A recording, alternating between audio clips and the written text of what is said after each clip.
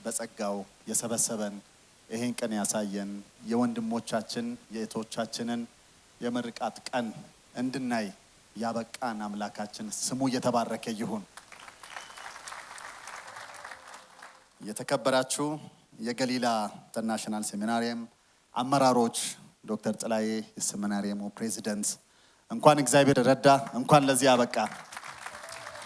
እንዲሁም የሴሚናሪየሙ ቦርድ አመራሮች፣ ሴኔት አባላት፣ አጠቃላይ ማህበረሰብ፣ ውድ የዛሬ ተመራቂዎች፣ ለመሰብሰባችን ምክንያት የሆናችሁ እንዲሁም ደግሞ የተመራቂ ቤተሰቦች፣ ጥሪ የተደረገላችሁ እንግዶች፣ በቅድሚያ በዚህ ትምህርት ቤት ውስጥ በተለያዩ ኮርሶች ባለፉት ዓመታት ሰፋፊ ዕውቀትን አግኝታችሁ በፒኤችዲ ደረጃ በማስተርስ በመጀመሪያ ዲግሪ በመመረቃችሁና ለዚህ ቀን ፈጣሪ ስላበቃችሁ እንኳን ደስ ያላችሁ፣ እንኳን ደስ አለን ማለት ፈልጋለሁ። ሴሚናሪየሙ ከተለያዩ የውጭ ሀገራት ኮሌጆችና ዩኒቨርሲቲዎች ጋር ያለው ቁርኝነት የሚበረታታ ነው። ዕውቀትን ወደ ሀገራችን ለማምጣት ከነሱ እንድንማር በዓለም አቀፍ ደረጃ በዛ ስታንዳርድ እንድናስተምር ይበልጥ ስለሚያጠናክረን ተጠናክሮ መቀጠል አለበት። ትልቅ ነገር ነው። በመማር ማስተማሩ በርካታ ውጤቶችን በዚህ ሴሚናሪየም አግኝተናል። ከዛም ባለፈ ዛሬ በተለየ መንገድ ልቤን የነካው ለአገር ባለውለታ የሆኑትን ትላልቅ ስራዎችን እየሰሩ ለኛ እዚህ መድረስ ኢትዮጵያ እዚህ እንድትደርስ ኃላፊነታቸውን የተወጡትን አባቶቻችንን ዕውቅና ስለሰጣችሁ፣ በተለይ ደግሞ እንዲህ አይነት ታላቅ አባታችንን ዛሬ ጋቢ አልብሳችሁ እንዲመርቁን ስላደረጋችሁ መልሼ ላመሰግናችሁ ፈልጋለሁ። በእኛ ሀገር እንዳለመታደል ሆኖ ለእንዲህ አይነት የአገር ባለውለታዎች ተገቢውን ትኩረት አልሰጠንም። ያደጉት ሀገራት ሲኒየር ሲቲዝንስ በማለት ከፍተኛ እንክብካቤ ያደርጉላቸዋል። ሁሉም ተቋም ከዚህ መማር ያስፈልጋል። ሁላችንም እግዚአብሔር እድሜ ሲሰጠን ማርጀታችን ወደ እድሜያችን ገፋ ስል ሌላ ሰው ላይ ዲፔንድ ማድረጋችን የማይቀር ጉዳይ ነው። ሁላችንም ወደዛ ነው የምንሄደው። ዛሬ ለነሱ የምናሳየው ፍቅር፣ እንክብካቤ ነገ ለራሳችን የሚመለስ ስለሆነ ሁላችንም በምንሰራው ተቋምና በተሰማራንበት አገልግሎት ለአባቶቻችን ክብር እንስጥ፣ እንንከባከባቸው፣ የምንችለውን እናድርግ። ተጥሎ ተቸግሮ ስናየው ዝም ብለን አንለፍ። ዛሬ መልካም ነገር ስላየው ይሄ መቀጠል አለበት። በተለይ ደግሞ እኚህ አባቶች አገርን ሲመርቁ፣ ትውልድን ሲመርቁ መልካም ነገር ይመጣል። እግዚአብሔር ይሰማቸዋል። ስለዚህ እንጠቀምባቸው። ውድ ተመራቂዎች፣ የወደፊት የክርስቲያን መሪዎች፣ እናንተ ዛሬ መመረቃችሁን ብቻም ሳይሆን ለሌላ ተልእኮ እንደተዘጋጃችሁ ይሰማኛል። በዚህ በትምህርት ቆይታችሁ በእውቀት ታንጻችኋል። እውቀት ብቻ ግን እንዳገኛችሁ አይደለም የሚገባኝ፣ ጥበብን አግኝታችኋል። ከሁሉም በላይ ደግሞ ውድ ሕያው የሆነውን የእግዚአብሔርን ቃል በጥልቀት ተምራችኋል። ጥበብ የሚሰጠው ሞገስ የሚሰጣችሁ አቅም የሚሆናችሁ ለውጥ እንድታመጡ ራዕያችሁ ጋር እንድትደርሱ የሚያደርጋችሁን ትጥቅ በዚህ ተቋም ውስጥ አግኝታችኋል ብዬ አምናለሁ። ዛሬ እናንተ የተማራችሁትም ለራሳችሁ አይደለም። የሰነቃችሁት ስንቅ ለአገራችሁ፣ ለጎረቤቶቻችሁ፣ ለዘመድ አዝማዳችሁ፣ አጠቃላይ ለኢትዮጵያ ማህበረሰብ የሚጠቅም ነው።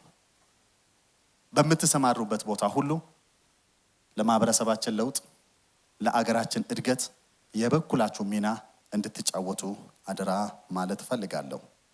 ቀጣዩ ምዕራፋችሁ ቀላል ላይሆን ይችላል። ፈተና ሊያጋጥማችሁ ይችላል። ቀደም ብሎ ዶክተር ጥላዬ እንደገለጸው ይህ ተቋም እንኳን ከየት ተነስቶ የት እንደደረሰ በምን አይነት ፈተና ውስጥ እንዳለፈ ሰምተናል። በእያንዳንዳችን ህይወት ውስጥ ፈተና ሊያጋጥመን ይችላል። ፈተና ግን ራዕይ ላለው ሰው፣ ጸንቶ ለሚሰራ ሰው፣ በእግዚአብሔር ላይ ለሚታመን ሰው፣ ወደ እግዚአብሔር ሁልጊዜም ለቀረበ ከእግዚአብሔር ጋር ህብረት ላለው ሰው ፈተና እንደ ወርቅ እንዲፈተን እድል ነው እንጂ የምጥለው አይደለም። ስለዚህ የሚያጋጥማችሁን ፈተና እንደ መልካም አጋጣሚ በመውሰድ ይበልጥ የበለጠ የምታገለግሉበት የበለጠ ተልኳችሁን እንድትወጡ የሚያረጋችሁ እንደሆነ ወስዳችሁ እንድትሰሩ አደራ ማለት ፈልጋለሁ። ከመጽሐፍ ቅዱስ 3 ጥቅሶችን ወስጄ የመጨረሻ መልእክቴን አገባድዳለሁ። ፊልጵስዩስ 1:6 ላይ ያለው ቃል አለ። በእናንተው ስራን የጀመረ እግዚአብሔር እስከ መጨረሻው ይቀጥላል። ይሄ አዲስ ምዕራፍ ነው ለእናንተ። እስካሁን ያደረሳችሁ አምላካችሁ፣ ያስተማራችሁ፣ ለዚህ ያደረሳችሁ፣ ለቀጣይም ደግሞ እሱ ታማኝ ነው። በምትሄዱበት ቦታ ሁሉ የጀመረውን ስራ እስከሚጨርስ ድረስ እሱ ዝም አይልም።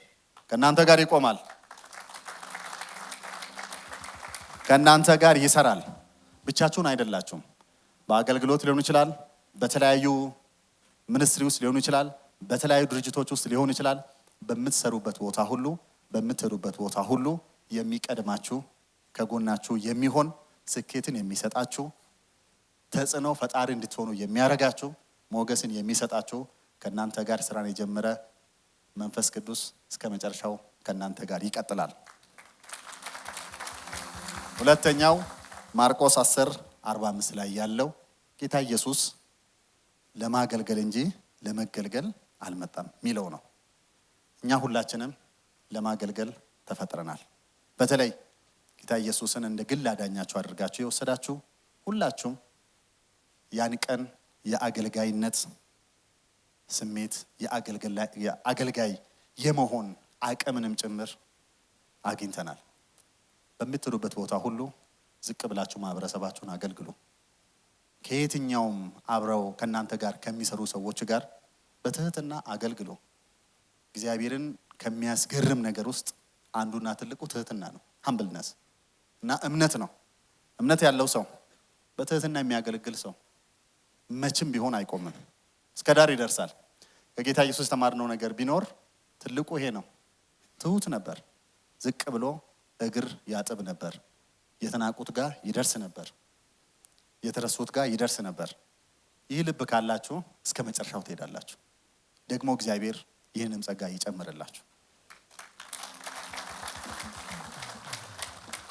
የመጨረሻው ምሳሌ 3:5-6 ያለው ነው። በራሳችሁ እውቀት አትደገፉ፣ በራሳችሁ አቅም አትደገፉ። አስተማማኝ፣ የማይጥል፣ የማይተኛ፣ ሁልጊዜ የሚጠብቅ በአምላካችሁ ክንድ ላይ ተደገፉ።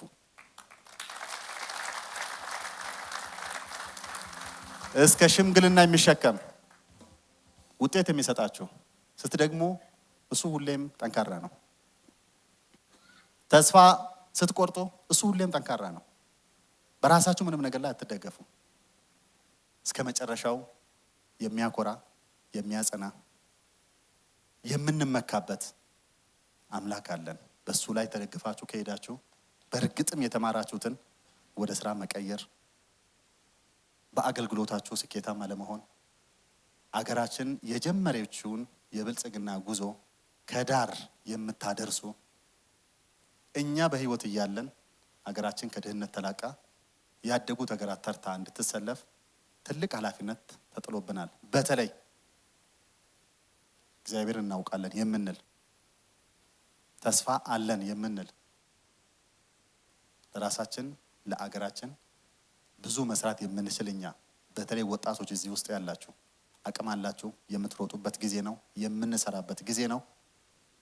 ስለዚህ በእግዚአብሔር ላይ ተደግፋችሁ የትም ቦታ መድረስ እንደምትችሉ በመጨረሻም የተናገርኩ፣ በሄዳችሁበት ቦታ ቃሉ እንደሚናገር ጨውና ብርሃን ሆናችሁ ለሁሉም የምትጣፍጡ የምትታዩ በመልካም የምትነሱ እናንተን አይቶ በሰማይ ያለውን አባታችሁን ህዝቡ እንዲረዳ ፈሪሃ እግዚአብሔር በሁሉም የሀገራችን አካባቢ እንዲሆን ለሰላም፣ ለአንድነት፣ ለህብረት በአንድነት ለመቆም ልዩነቶቻችንን ጥለን በጋራ ሀገራችንን በዓለም አቀፍ ደረጃ በመልካም እንድናነሳት እውነተኛ ወንጌል በሀገራችን እንዲነገር እንዲሰበክ እግዚአብሔር በመጨረሻው ዘመን በዚህ አገር ላይ ከብሮ እንዲያልፍ በምትሄዱበት ቦታ ሁሉ ጠንክራችሁ ስሩ ማለት እፈልጋለሁ።